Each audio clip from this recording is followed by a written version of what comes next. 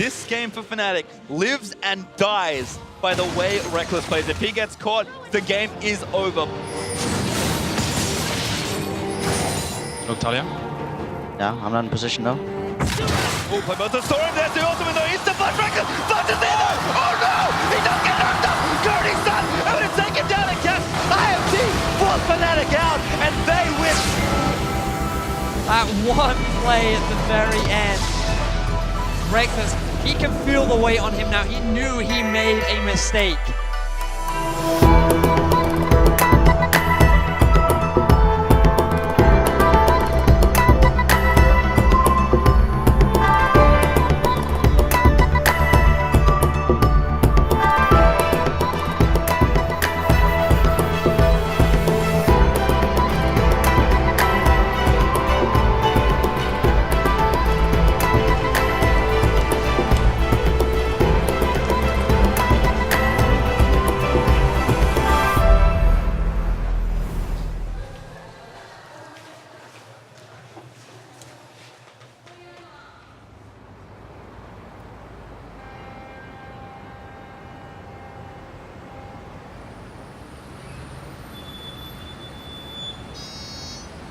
I would probably say that this year has been the most difficult one for me so far. Every other year that I've played professionally, I've never come to the point when I've considered quitting, and I've always just had the motivation to keep going no matter what, regardless of us having success or not.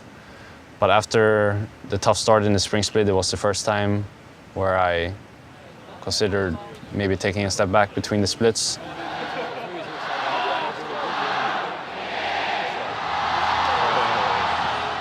The biggest reason as to why I continued playing was because I wanted to go to Worlds again.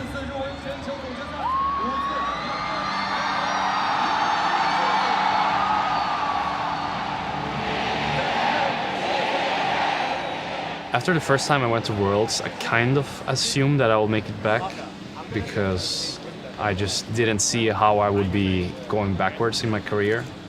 I felt such a big disappointment last year when we didn't make Worlds. And it felt like everything that happened in the spring split and the summer split didn't matter at all because we didn't make Worlds. That's why I was so motivated now that we came here to China to just play my best game so far of my career and really leave an impression behind. But I feel like I left the wrong one, and I feel like that really scares me, that I'm gonna leave this tournament and people won't remember what I did here. I'm always fucking nervous, just more or less, that's it. Like, for example, when we played play-ins, I was probably just as nervous as when I played my first LCS game ever. Like, I felt like I was shaky, like actually legit shaky.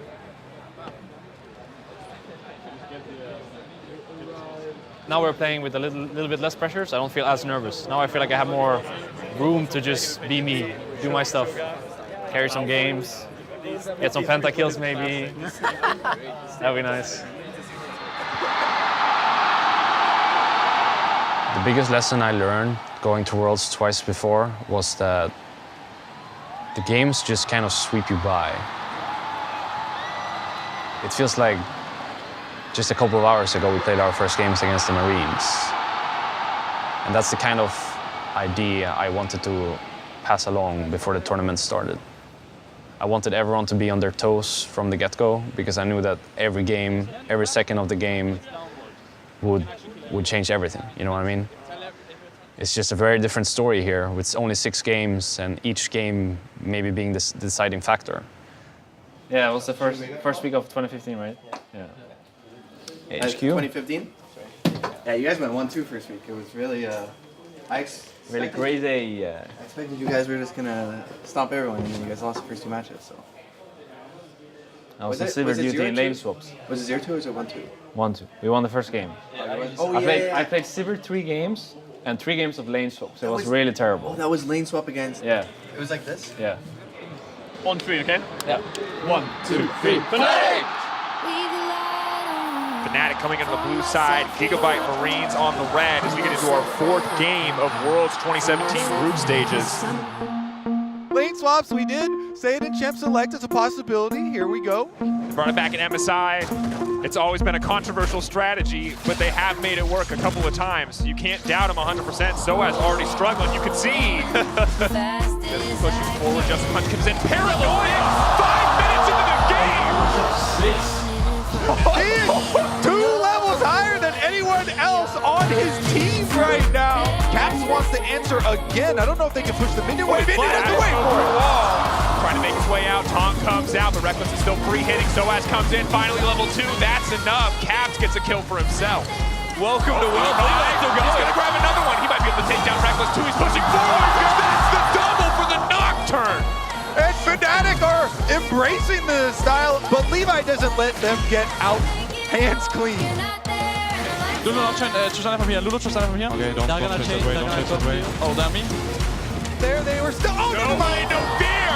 Moving in. Caps gets taken back. Maokai pushing in. Drops going to get tucked down as well. There's not enough damage to kill the Tristana. No way is legendary. Can we fight this? We're behind them as 2. They're not quite strong enough to end the game. Soaz, though, just feeding fuel into the fire. Reckless here with the double drops. That's the triple. He's looking for the quadra. Reckless gets cut down as well. Penta could come out. No way is hungry for it. The team is there. It's a legendary 11 kill Tristana, and Optimus takes the Penta. Gigabyte Marines are going to take the game. Gigabyte Marines taking down the 3rd seed from Europe.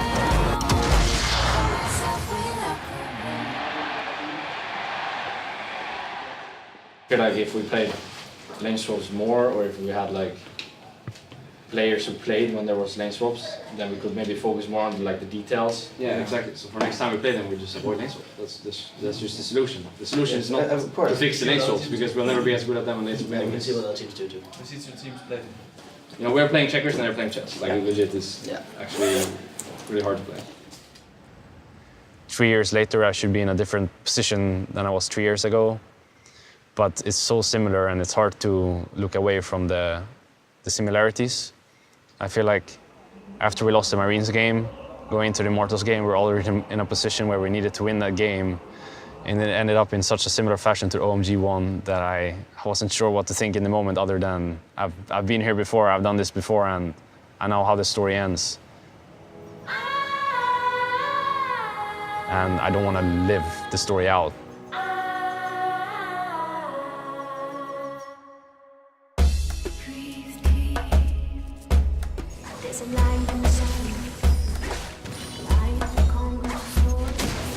For sure, we should be looking to punish them, but...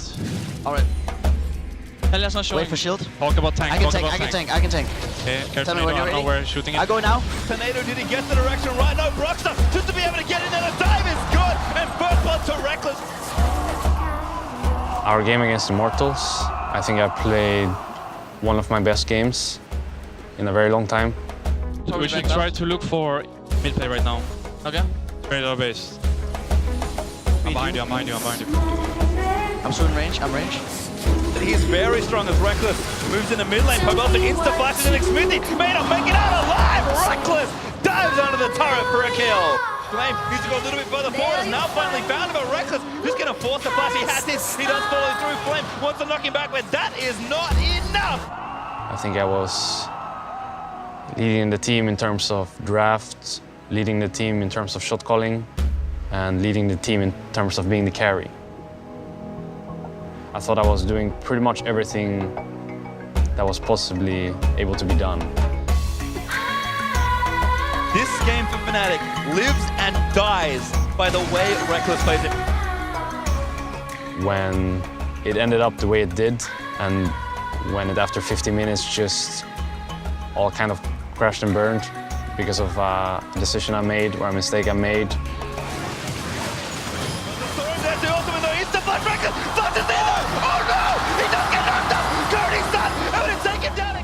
I obviously felt like the world was ending for me. Reckless flashes forward to get the execution, but Sonya's available for Pobelter. I was trying harder than ever before to win my team the game, but it backfired in a way I've never experienced. And I shouldn't have taken as much responsibility as I did, but in the moment it felt like the right thing to do, and it might have been the game-winning play. So I think if I had to do it all over again, I would have still taken the responsibility and I would have still made the decisions that I made. Obviously, I could have played some situations differently, like the pole vaulter one in particular, but I think if I had to do it all over again, I would have probably done it the same way. Forget the crutch we're leaning on. Forget the past that are gone. We'll make it on our own. The road less traveled on is where you find what you're looking for. After playing the first 3 games, I feel like I have a very different mentality.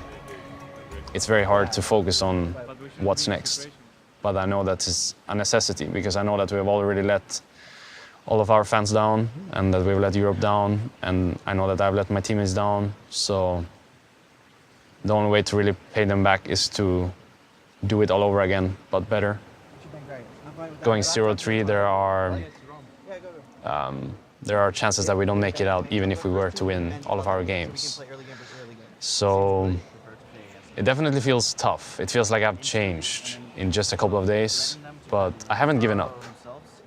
If I ever feel like I'm in a position where I'm not sure if I want to continue playing or not, I know that I just need to think about how it feels to be here, and I think that's already enough for me to fight for it all over again.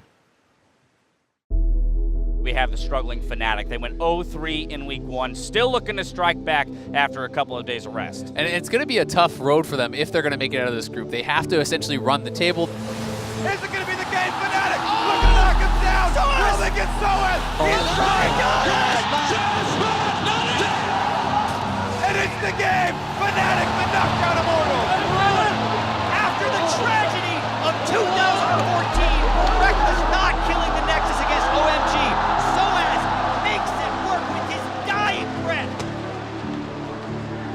They fought tooth and nail to keep their knockout stage hopes alive.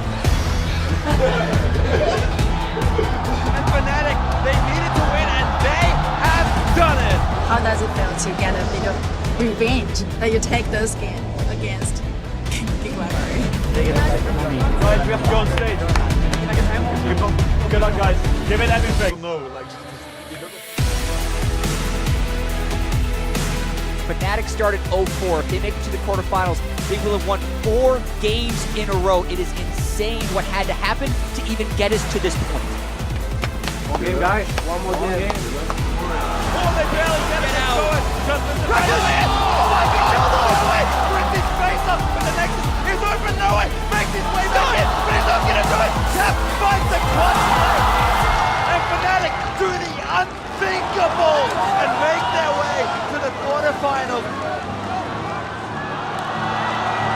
So many expectations defied by Fnatic. No one has come back from an 0-3, let alone an 0-4. They also needed help from other places. An absolutely miraculous run. A Cinderella story for Fnatic.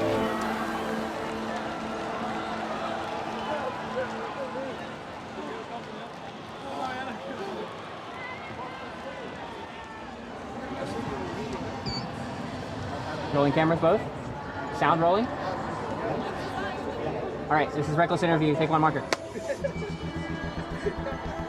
All right. How did that day go?